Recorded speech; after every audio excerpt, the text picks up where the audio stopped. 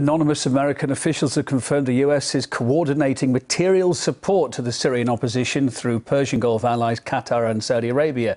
And the rebels themselves say they are on the receiving end of a growing flow of weapons from abroad. Let's get some reaction from a US-based anti-war activist, Brian Becker, joining us on the line from Washington, D.C. Hi there. What does Washington seek to gain by this? This news is out now, it seems. Well, what about the Gulf states? Why are they fueling a conflict in their own backyard too?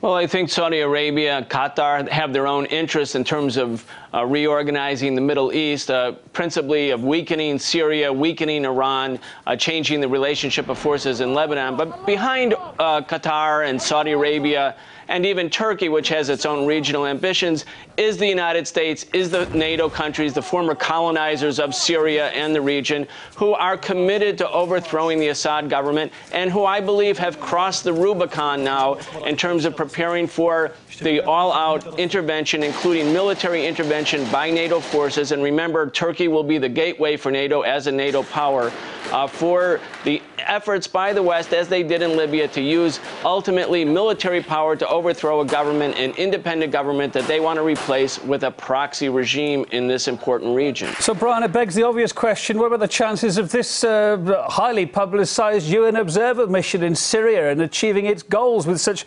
high-level foreign support for the armed rebellion? They haven't got a hope, have they? Well, it really doesn't have any hope right now. I mean, the Assad government was hoping against hope that some sort of UN's mission, such as the observer mission with Kofi Annan, might be enough to keep the dogs at bay.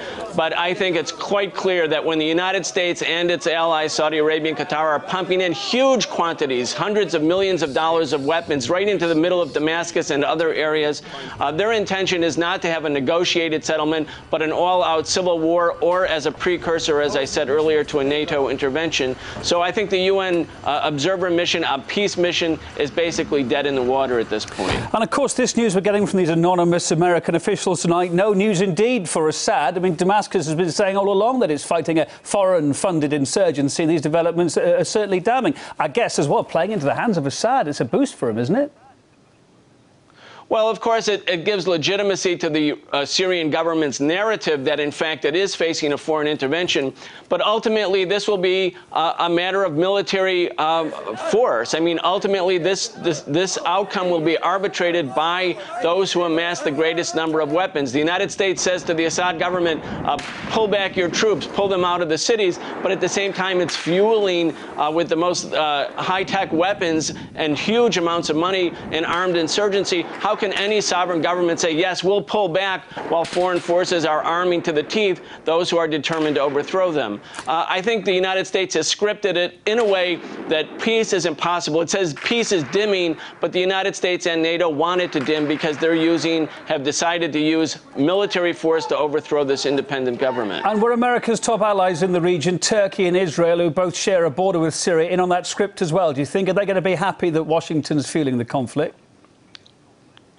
Yes, indeed. I think the Israeli government simply wants to see this conflict in the Arab world as something of a wrecking ball, shredding any government that has the ability to be independent, to fuel or support opposition to the Israeli occupation of the Palestinians. Turkey has its own regional ambitions. I think it really wants to become the major player as an extension of Western power, of NATO power right now. I think they have an interest in this, but behind the scenes, as I said in the beginning, is the NATO force, which is the dominant force. We saw in Libya, the U.S. said it was leading from behind. It wasn't. We know now from the documents that it was a U.S. operation, even though they branded it with a different name. I think that's what we're seeing here, too. And, of course, a nearby country watching all this very closely, Iran, seeing how it's all playing out with Damascus being its close ally. What stake and role, indeed, does Tehran have in the conflict now? Well, I think the Western powers, NATO, see the destruction of the Iranian government as the ultimate prize in terms of reconfiguring, you might call it the recolonizing of the Middle East. Iran, a country of 80 million, has been independent since 1979. It has an ally in the Assad government, and the Assad government also is a bridge to Hezbollah in Lebanon, the resistance forces. I think the United States sees the destruction of the Assad government as part of an effort to reshape Lebanon and ultimately to overthrow overthrow the Islamic Republic in Iran. Again, not to make it a more humanitarian, more democratic government, to put into place in Tehran a government like the Shah, a proxy or client regime.